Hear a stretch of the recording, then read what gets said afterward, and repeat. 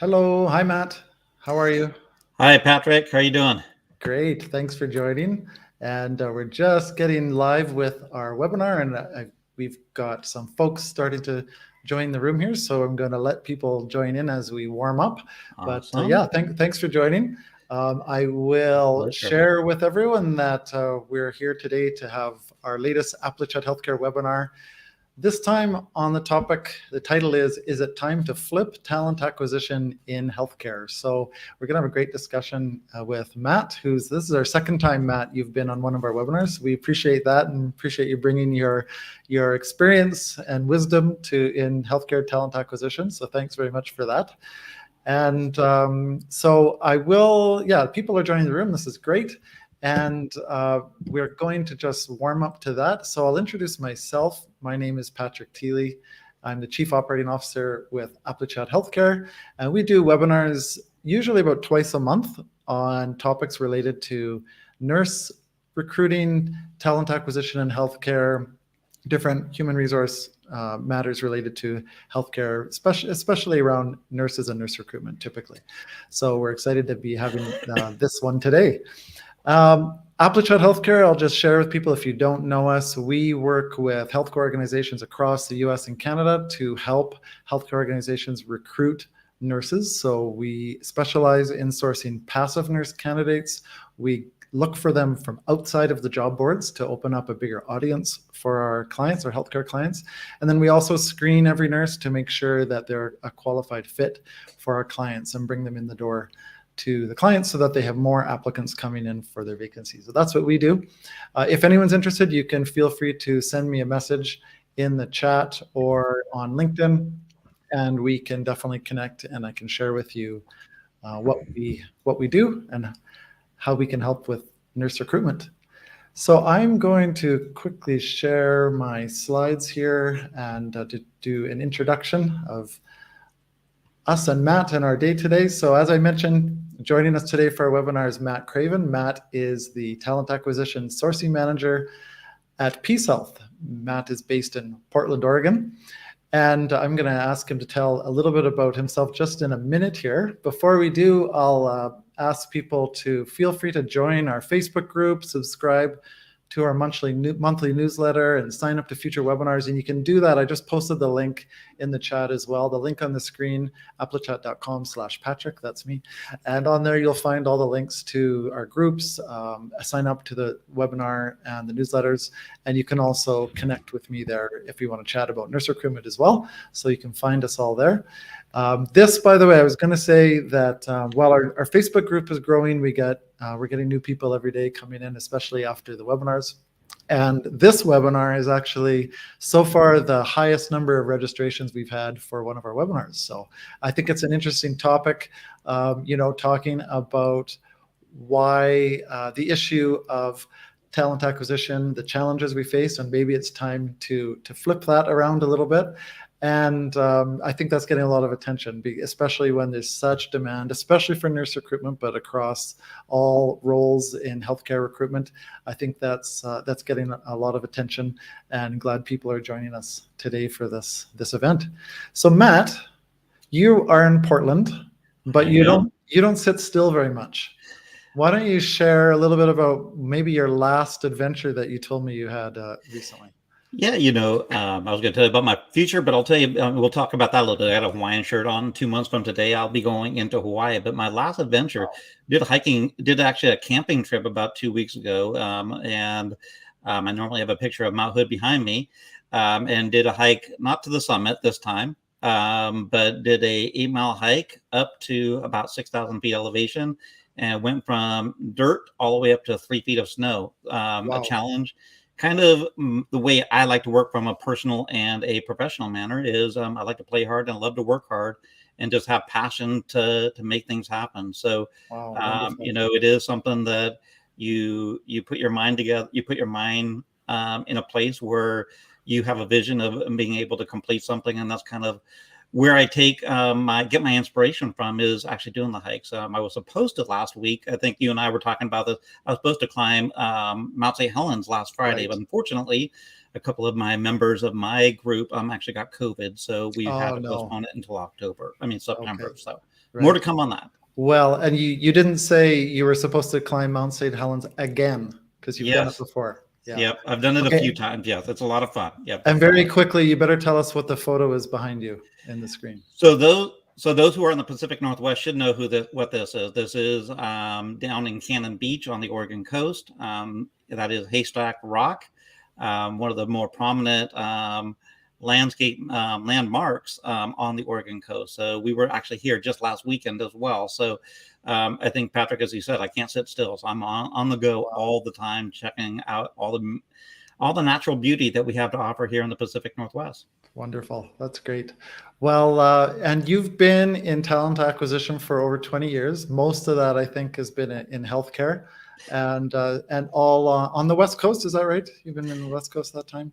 Yes, predominantly on the West Coast. I've only lived on the West Coast. I did work for a tech company in between my two healthcare stints, which was a global organization, but do have over 20 years of experience. I have experience in leading teams, working with tools, configuring tools, bringing tools into organization to try to bring efficiencies and effectiveness in the TA space, and done a lot of training as well. So my scope, I don't want to go through my resume, but in all, I have a well-rounded background. And one of the things that I share with people in my experiences, one of the things that I always talk a little bit about is for as long as I've been in healthcare and in talent acquisition, I look back in those 20 years and I say, you know what, as much change there has been in the TA space, there really hasn't been that much. We've had lots of great new technologies, but in all reality, most organizations are recruiting nurses and recruiting healthcare workers the same way they did 20 years ago. And we're having the same challenges that we did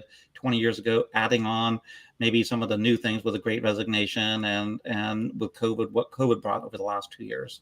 Well, that's great. Let's jump right into it then. That's the first topic on our agenda here. Let's chat about the problems you see in healthcare talent acquisition, sort of the history, how we got here. And I put on the screen a vision that you have written. So maybe you can talk about that as well. Yeah, when I built the sourcing team here at PeaceHealth, and I actually did this in my previous organization as well, is we needed to have some kind of vision of direction of what we wanted to do and accomplish. And so I was trying to come up with the words that really describe what we are doing in sourcing. And as you can see there, the vision is to establish the foundation, creating talent strategy through delivering critical market intelligence, proactively identifying and engaging qualifying talent for current and future opportunities.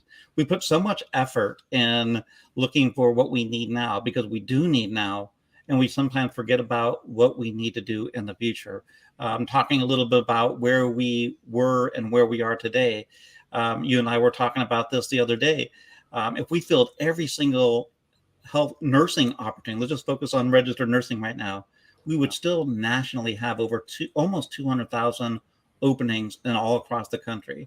So when you think about that, we're not going to solve the problem today if we all are out there trying to fill every one of our roles, because that's not going to happen. There's going to be over 200,000 openings.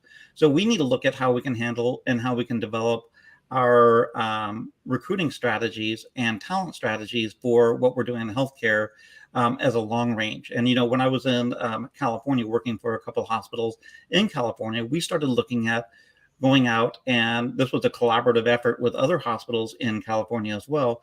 We were going out into the community and actually meeting with students in high school and middle school and talking to them about career opportunities in healthcare and in nursing specifically.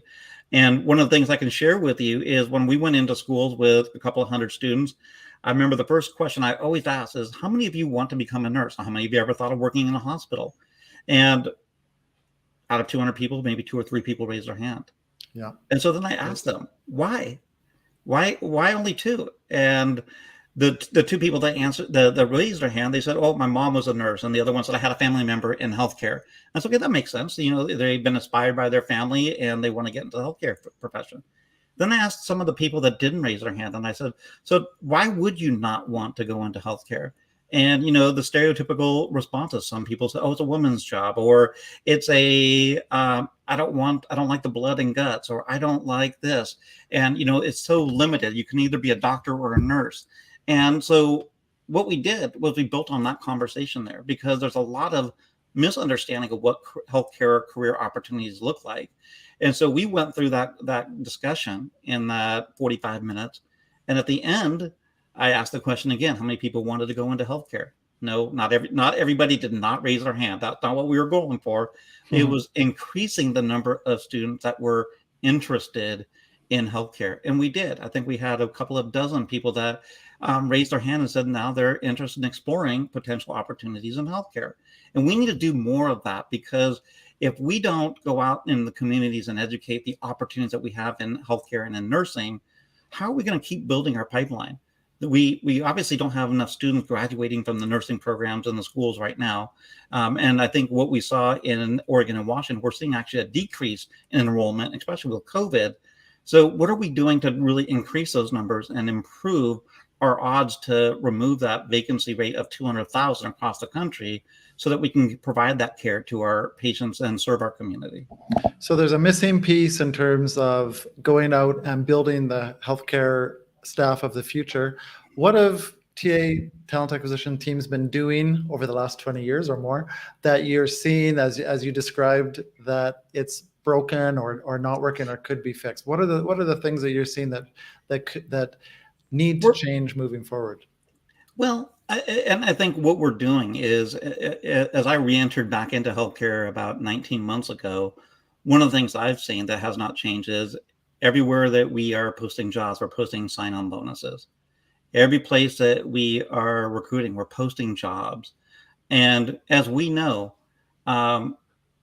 nurses and healthcare workers feel like they're being treated like commodities. We're going after them because we have a spot. We almost treat them like they're a cog within a big machine. And so hence now they're acting like a commodity. And in all reality, what we need to do is slow down and really take that personal approach and look at how we can go after the passive talent and have a story. And when I say story, I mean have a reason why somebody from your competitor may be interested in joining your organization. Have a sales pitch. As a recruiter, be human. Listen to the people that you're talking to and finding out what they want. And I'll give you an example of this. About a year ago, I talked to a critical care nurse for PeaceHealth, and I sourced them, and we had a really good conversation for about an hour. And my last question for them was, what do you want to do? And he was like, what? I go, I know you're a critical care nurse, but what do you want to do? And they said, Matt, you're the first recruiter I've talked to 3 in the last month that have asked me, what do I want? And he said, you know what? I've done critical care for, and I'm sorry, Patrick, it was ED. Sorry, it was emergency room. I forgot No problem. He wanted to go into critical care. He was an ED nurse, and he goes, the last 2 years I've been in the emergency department, and dealing with the COVID cases and dealing with the craziness of what's going on in the ED. I need to step away and do something different. And you know what? I've always wanted to go into cardiovascular ICU. And I said, have you had any opportunity to go there? He goes, you know what? Most recruiters, after I tell them I don't want to do ED, they really don't. They say you're not qualified for the ICU. Well, we all know if you know healthcare and you know what nursing is about, and if you've learned about the different roles, they could potentially go into that. So I actually went back and said, you know what? Let me see what I can do. So I called the manager in our hospital and said, you know what? I have an ED nurse, 10 years of experience, wants to go into cardiovascular ICU. Would you take a look at him? So I sent him a resume, and he goes, you know what, Matt? He has enough background that I would have to do minimal training to get him up and running into this department. He didn't have an opening. And so again, this was even, we're thinking 2 ways here. We're taking something from a different department that wants to go somewhere else, listening to their needs. But now the manager is taking a proactive approach, saying, I know I'm going to need somebody in this department. I'm in a rare situation where I don't have any openings. I'm going to create an opening and get this person in. And we connected the manager and the nurse, and both of them met. They hit it off, and he ended up offering, and then accepted the opportunity. Wonderful. So when you talk a little bit about recruiting, if we stop treating them like a commodity and we start treating like I'm human and listen and build the relationship and build the trust, you as a recruiter are going to have a lot more success, because in changing jobs, so many people think that this is, we're recruiting and think it's just easy to change jobs. It's actually one of the top 3 most stressful things a person can do in life. I think marriage and divorce were the top 2. So it's up there. It's a stressful process. And so many people think, oh, well, nurses just chase the money. No, you know what? When I source talent and I source passive talent, 99% of the time, they don't ask for a sign-on bonus. They're asking about the opportunity. They're asking about the manager. And that's where we as a recruiter can flip this process of stop treating them like a commodity and really focusing on them as a human and finding out what their needs and what their desires are as in their career as well. And I know you've seen lots of success with that approach. And you told me the other day that healthcare organizations have really just sort of tinkered with things, added technology, added more recruiters. More recruiters doesn't necessarily mean more hires. But you talked about how the problem's much bigger than that. You can't just tinker with it. You can't just add more people. And it's really about the approach that needs to change. Yeah. And tools are great. I use a lot of tools. There are a lot of amazing tools out there that will help the recruiter do their job more effective and efficiently. I know a lot of the vendors personally and worked with them and given them ideas and recommendations as well on how they can do things a little bit differently. But tools are important. If used correctly, they will help you automate processes. They will streamline processes. And if you get the right tools and you integrate them the right way, it's going to help you free up some time that maybe so that you can spend more time interacting with the candidates as well. Now, to talk about recruiters versus sourcing, I know this can be a sensitive topic sometimes, but I'll share with you. Because we post jobs and because recruiters have 60, 80 requisitions out there, all fairness, they don't have a whole lot of time to source. That's just the truth of the matter. Right. They are not only just interviewing candidates as they come in, they are managing the managers. They are reviewing resumes that come in, reviewing applications that come in. They're putting together offer letters. They got a lot of different things they have to do. And then they have to do it 60 to 80 different times because they're managing such a big rec. Right. So they don't get an opportunity to do a lot of sourcing, where recruiting is really managing the requisition. And yes, they are working with the manager and they're doing a lot of other things. But at a high level, recruiters are managing requisition. Sourcers are managing talent.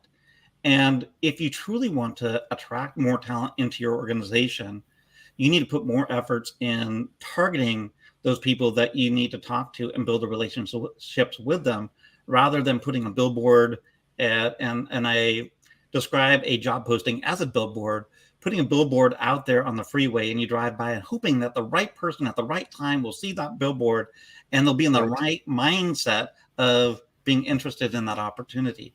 And we all know that's less than 1%, where if you're going out and you're reaching out to people directly, you have the opportunity, even if they're not interested today, to build a connection. So that way in 6 months, Patrick, if you remembered our conversation that we had, and you had a bad day, or your manager just quit and now you're looking because you don't like the new manager, you're going to say, you know what, I talked to Matt. I'm going to reach out to him and see what opportunities that they have at PeaceHealth.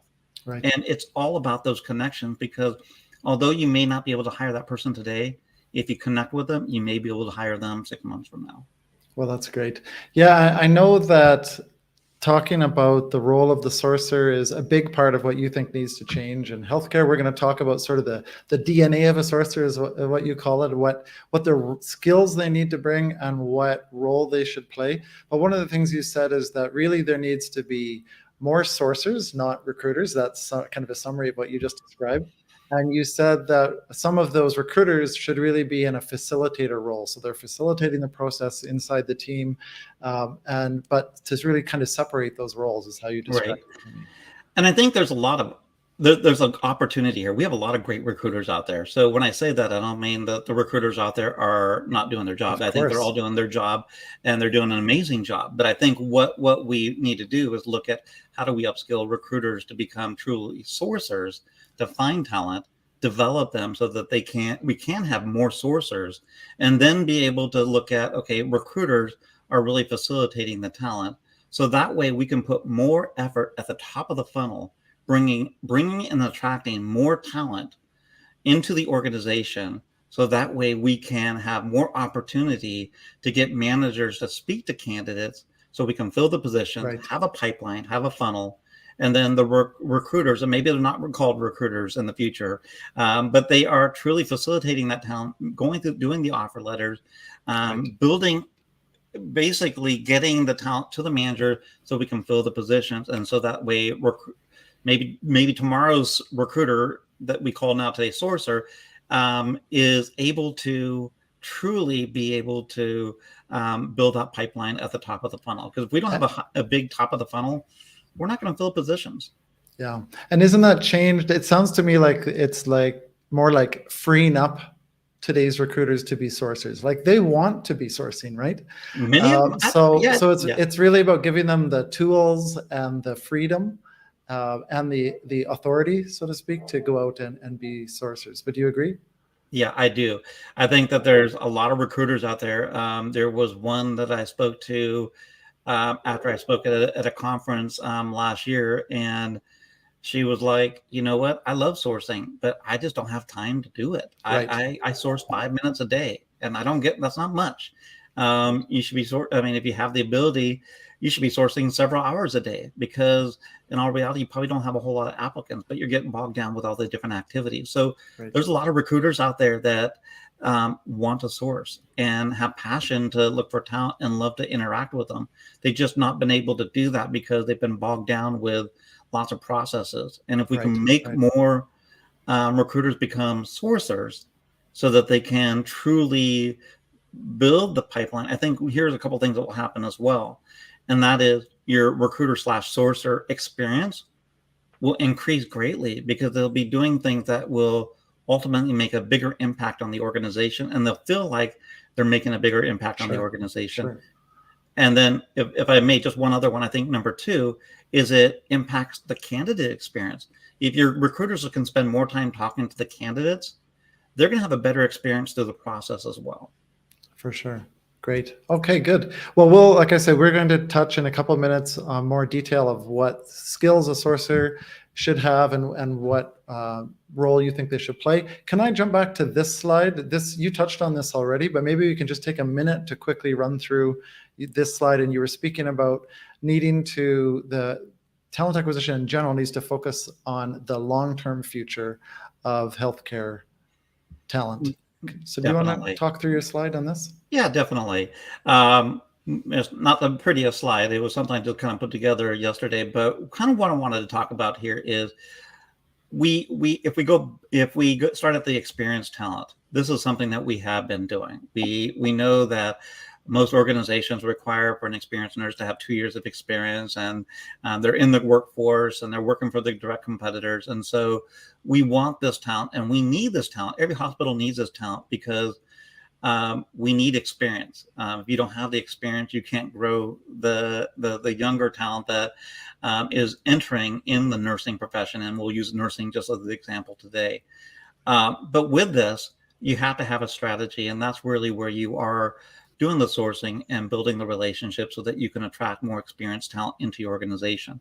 But as I mentioned at the beginning stages, even if every hospital, if we let's just say every nurse in the country stopped traveling, stopped working agency, and we put them in spots in our hospitals, we'd still have a shortage of over 200,000 nurses. So with that, what we're doing with experienced nurses is just stealing. I'm stealing one from you. You're stealing one from me. Hopefully I'm stealing two and you're only stealing one, so I can get ahead of the game. But in all reality, we're stealing from each other. We have the next generation of nurses that are coming out of school. These are the ones that are in schools and have lots of opportunities out there. The world is their oyster. They can truly go wherever they want. But even that, a lot of hospitals, I can share with you, there's a lot of hospitals out there that over the last couple of decades have not made it really easy um, for new grads to get into the organizations. Right. We limit the number of people we can bring in because we don't have the experienced talent. We turn away people because of maybe biases that we have when they rotated through us as a student. But we need to do a better job. We need, as a healthcare system, we need to go out and really build the relationships with the schools. We need to build relationships with the students, and not at their senior year when they're ready to graduate. We all know by the time they are in March, before they graduate in June, most of them have already been talking to people about jobs. You need to go back. You need to go back early on and start really selling why they would want to consider your organization and why they should join PeaceHealth to be able to have that great experience there. And so this is piece of it here. But with, like I said, yeah, go ahead. Sorry. Well, I was just going to say, and I want to say that we know that some of the people that are watching the webinar today are doing this work, right? And you've been doing it. We know some are doing it. People I talked to are doing it. But I agree that there obviously needs to be built into the system more, the opportunity to plan for this and plan for the long term. Yeah, that's helpful. And we need to be open-minded about where we place them. I mean, as we know, there's a lot of nurses when they come out of school, they want to go to a specialty. And many hospitals are scared to do that, or maybe not comfortable because they don't have enough experienced staff in those areas to do that. Right. Yeah. We need to figure out how we can make that happen so that we give people the opportunity, or show, which is another thing that we need to get better at, is show the career path that somebody can take so that they can ultimately get to the ED or the OR or the ICU, because then that will also, and then make sure you're hold true to that, giving those people those opportunities as well. I think that's important. And then I think, it truly is having a university recruitment program where you're going out and not just at your local school that's across the street from the hospital, but looking at regionally and even nationally, because as we all know, there's a lot of people that are from your town that maybe left because they couldn't get into the nursing program locally, so they went somewhere else. So you do have to put some effort beyond just in your local communities right there. Right. I'm going to share this next slide, Matt, and if you could, this is really what you said you wanted to talk about in terms of what the new model for talent acquisition in healthcare could look like. So just for the sake of time, if we could just take like a minute or two in each section and work through high level, that would be great. And share what you have in mind, what you're proposing. Yeah, definitely. And in sourcing, we're doing a lot of these things already. We're already really putting a lot of focus around this. When we built the sourcing team here at PeaceHealth, a lot of what sourcing was in the previous life was really focusing on just the execute part, sourcing channels, building lists, reaching out, engaging, screening, and qualifying. That is sourcing. I mean, and in all reality, we may think in previous life, that's what recruiting was all about, if you think about it a little bit there, but somehow, because of requisitions, a lot of this isn't happening. But if you look at that, this is the end game right here. This is what we are doing to drive talent into our organization. But it takes a lot of research. You have to build that market research. You need to know who are your competitors. How do you reach out to them? What does their organization look like? And how are we going to attract that talent into our organization? So you need to have that market intelligence. And there's a lot of tools out there to gather that information so that you can tell the story. And the reason I like this as well is it helps our leaders within our organization to see the data, because data drives decisions. And if you don't have that data, you're talking about this, I'm doing the best I can, or this is the best we can do. But if we can show the data behind what we're doing and how we're going about it, it allows the leaders to have a better understanding, and they feel a little bit better about our efforts. Talent mapping, I know I'm spending a little bit more time here, but real quickly, talent mapping is looking at our own organization, where our weak spots are, and where we need to put a lot of focus on in sourcing. From a branding, long term as well, not just today what we need. Exactly. We may have a lot of ICU positions open, but maybe we have a lot of nurses that are in the ICU training program, and we put together a program together so that way we're not going to have a whole lot of ICU right now, but we should continually look at how do we want to backfill that. Look at the age of our population, because you know what? If 40% of our OR nurses are over the age of 60, that means that we're going to have a huge population of nurses that are going to be leaving. What are we doing to prepare for that? And how are we working with our leaders to prepare for that as well? From branding, we're very fortunate here that we have an amazing marketing and branding team that develops a lot of great content and really helps build our employee referral program, and does a lot of good campaign development and deployment as well. But one of the things that we need to do here better from a sourcing and recruiting standpoint is we need to get better at doing drip campaigns and keeping our talent that we've engaged, that we've reached out to previously. We should have that talent in our CRM so that we can remind them about our organization. And that's not about sending a message out every week about our jobs. It's like doing a quarterly message or maybe a bi-monthly message that talks about the great things that your organization is doing. Because if you're doing that, you're keeping your organization in front of mind. And that's what our goal is to do, is to make sure that everybody that we reach out to, that they're constantly thinking about PeaceHealth. So when they're ready to make a change, they're going to reach out to me or to anybody on the sourcing team to be able to do that. So the branding component is so important, and is also important to make sure that we don't constantly look like, especially when we're using social media, to look like a job board. When you start looking like a job board on social media, that's when people start zoning you out. Now, from a strategy standpoint here, it's a big picture. And the big picture here is truly at targeting your experienced talent, putting the efforts where you know you're going to have successes. If you're in New York, you're probably, if you look at the data from your research and you don't see a lot of people migrating from Oregon to New York, you're probably not going to put a lot of effort in sourcing nurses in Oregon to come to New York, and vice versa. So look at your strategy and look at where you could get wins so that you can build those relationships with that. But what all the strategy will do with the research, the branding, and the execution, and putting that university recruitment and outreach that you're doing there, one of the things that you're going to do just organically is increase your diversity within your organization as well. Not just in nursing, but across the board in all your other areas within the hospital as well.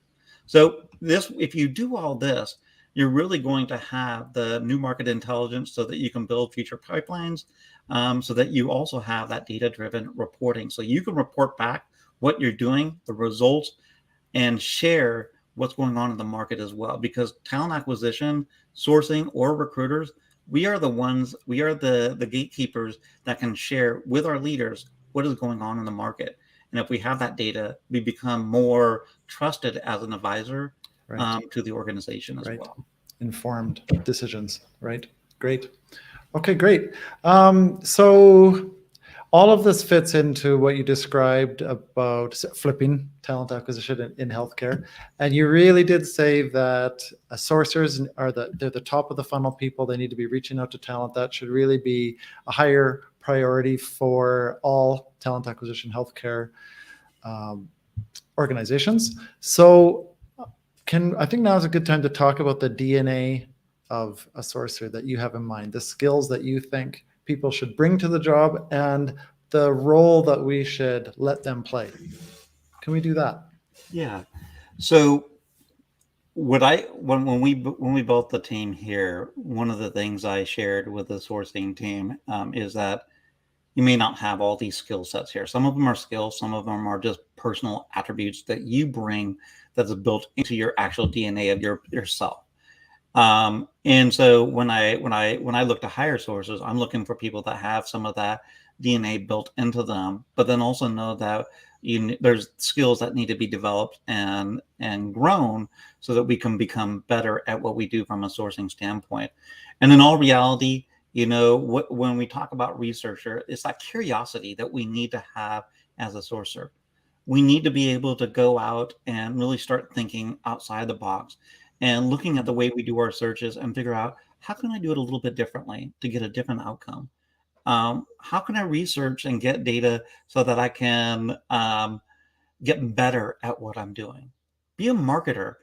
As a recruiter, you're not only representing your organization, you're representing yourself as a brand, that you are somebody as that nurses or providers or surgical techs should talk to if they are looking for an opportunity. So you need to market yourself and build a brand within your personal and professional network, that you are the person that they need to talk to, and be able to have content, whether you create it yourself or work closely with your marketing and branding department within your organization to be able to really elevate that piece of it.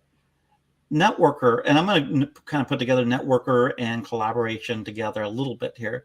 Networking is not only networking with the talent that you're trying to recruit, but network with your peers. Just because you've been doing this for a long time doesn't mean that you have all the answers. I give the example of back in 2017, I was burned out in recruiting. I went to a conference and got reinvigorated because I got to learn from a few people that have been doing this for just as long as I have. And I started thinking about things a little bit differently. And since then, have become really good friends and have learned a lot from them, even though I've been doing this for a long time. So don't ever think that you are going to have all the answers, even at 20 years of experience. Constantly be reaching out to people and networking with people inside and outside of your network. Right. And collaborate, with your own team. You have a recruiting team, a sourcing team. Learn what your peers are doing within the organization. And now that we're in a virtual world for the most part, you make sure that you are getting on camera with your peers, talking to them about what you're doing, what's working for you, and so on and such like that. We have a morning meeting on our team every morning for 15 minutes. And what we do is we talk about our successes from yesterday, the challenges that we had, and what we're working on. So that way we can kind of help each other guide through that and have more success. And then the last part of it is, as a manager, I ask them, what barriers do you have that I can help remove so that you can have an easier day to day? Be an influencer. And I'm sorry, Patrick, if you need to cut me short, just let me know. No, it's fine. This is it's very interesting. People need to hear this. Yep. Okay, good. I think being a influencer, you need to be able to influence talent that they need to speak to. As I mentioned, you're a networker. That's good. You're going out there and networking. But how do you influence people to want to talk to you? You have to build that persona, and that persona better be real. As I share with my team all the time, is when you send out messages, I give them my templates of what I do. I said, but don't use them because they work for me. Right. And they match up to me when I talk to them. They can tell that when they reply back and I get on the phone with them, they can feel like the same way I message is the same way that I communicate with them. And so I encourage people to build that influence within your community as the person that you need to speak to. Now, I hate the word influencer from a big standpoint of influence the people in your industry, because I do think that we all should be out there sharing and connecting with each other. But what I do feel is that we need to be influencing talent. Be a technologist. Again, it goes back to networking. Learn every day how you search in LinkedIn or do your Boolean search strings. You know what? If you don't tinker and to have that curiosity of changing things up, you may be thinking you have the full list of registered nurses at your fingertip. In all reality, because you're doing the same search over and over and over again, you're missing out on opportunity. Right. And then last but not least, I have Hunter in there, but I think that's self-explanatory. Relationship builder. There's a lot of nurses. I'll give you an example. There's a nurse that I reached out to in 2001. I had a really good conversation with her. And right before I joined PeaceHealth in 2020, and I was out of healthcare for 10 years, I got a call on my cell phone from this nurse. In 2001, she was a new grad. She wanted to go into critical care. She called me and said, Matt, I remember you from almost 20 years ago and just had a great call with you. And, I have 20 years of experience now. I'm looking to move to the Pacific Northwest. And I actually am in ICU. And I remembered you and I wanted to connect with you, see if you could maybe help get an opportunity up in the Pacific Northwest. So think about that. That every person you touch, positively or negatively, will impact how they respond to you in the future. And I try very sincerely to try to build a connection with everybody I speak to, so that way when they do think about opportunities, they want to reach out to me. Some do, some don't, but that should be our goal in life as a sourcer and as a recruiter, is to build those strong relationships with the people that we interact with. And when I say relationship, it's not meaning that you know about their personal things and stuff like that. And because I use that word sometimes a little bit often, it's really about just finding ways to connect with people so that they want to talk with you. That's right. Yeah, relationships are really the key to everything, aren't there? To any sort of long-term success in whatever you're trying to do, the relationships are absolutely key. And we talked about this in our last conversation, Matt, when we talked about some of the essential skills and how you see success and how important relationships have been for you to in building your healthcare career, and that talent acquisition career, and what you just described, that example is really great. That's a good one for sure. Okay, that's really great. Well, we do have one question that I want to share, and I want to remind people, feel free, if you have other questions, put that in the chat here, and we can put that to Matt. So Suzanne is asking, as a recruiter, how do you attract new healthcare professionals to an environment that so many people are leaving? So maybe that's part of your relationship, your conversation you have with them. Maybe you can share some of your insights. So I think the piece of it is that we need to know the business that we're recruiting for. I know a lot of recruiters that have been recruiting for a long time in healthcare don't understand what an ICU nurse does, or understand what a MRI tech does. And I think it's important for us as recruiters to truly understand what we're recruiting for. Doesn't mean that we're a nurse, and we can talk the lingo of everything, but we understand what the nurse does, so we can tell, when I tell the story about what we do differently here in our organization. And I work very closely with nursing leaders within our organization, and even every once in a while I get the opportunity to get the visibility with the CNOs at our different hospitals, and just ask them, why would they want to come here when they're really burnt out, and get those little nuggets that will increase your ability to attract somebody that wants to come to your environment. A lot of what I hear from nurses is they are leaving because they don't have the support staff in their department to help them do the things that they need to do. And so nurses in return are having to empty garbage cans, or having to clean and do every day on every patient, clean bedpans. And that's not what usually nursing support or environmental services will do some of those things, but they're taking that on top of all their other activities, whether 6 patients or 5 patients, whatever their ratio is there. And so I think that if you find the little nuggets that are going on in your hospital that you can sell to the candidate about why they should give you a chance, I think that's a big thing. I think also we need to look a little bit differently as well. I don't know if, and many of you have seen this, but I've seen a lot of nurses that were full-time nurses for many, many years now only want to work 2 days a week. They want to work 2 12-hour shifts. And the reason they do is the last 2.5, 3 years, they've been working 6 days a week, and they're burned out. And so they can work part-time and still have a good living and have a better quality of life.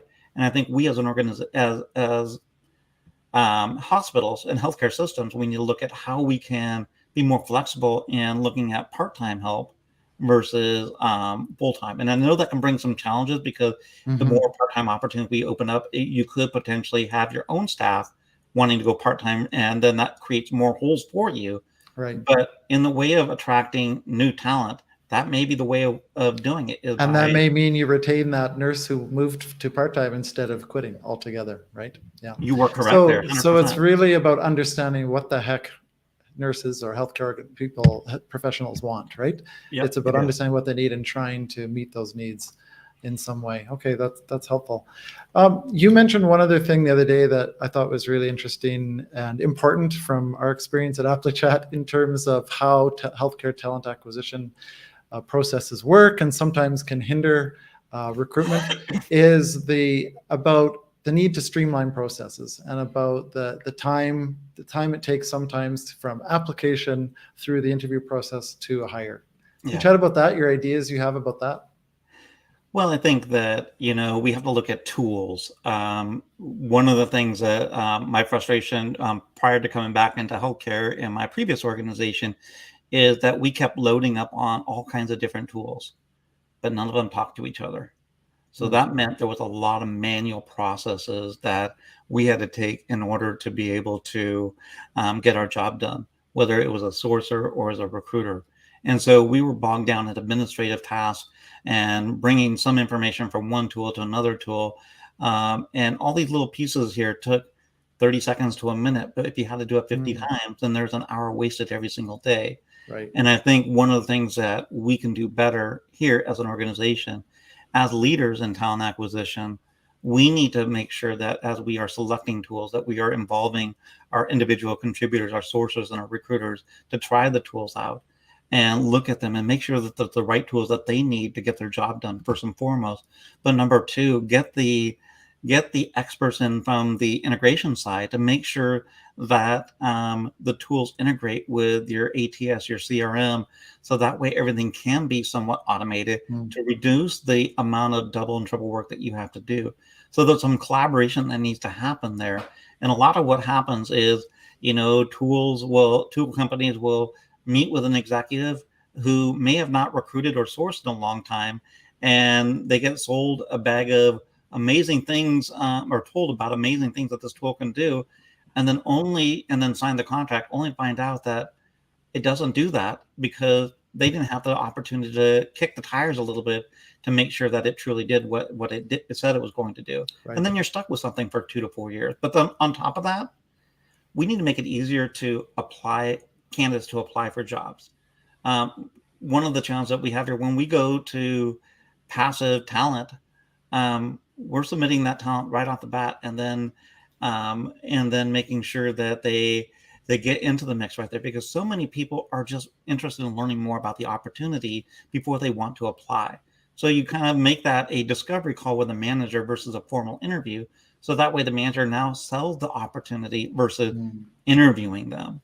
So I think there's just a lot of different things that we can do. And I'm only scratching the surface because there's a menu of 20 or 30 different things that we could do that will help streamline the process, improve the experience, and really help the recruiter and candidate have a better experience in the process.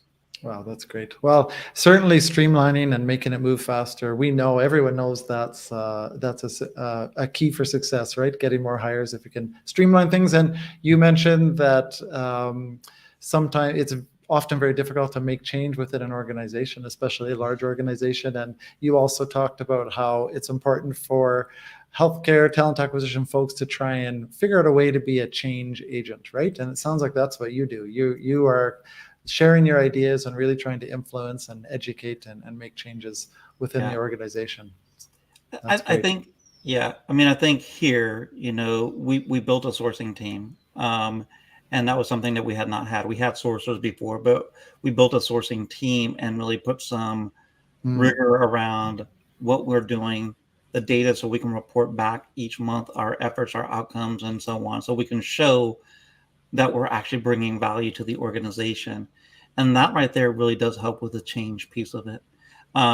In the sense of change management, it is really about influencing with data. I think the more data you have, the more ability you have the ability to influence the leaders in the organization on how to change the way you do things in the talent acquisition space. If you go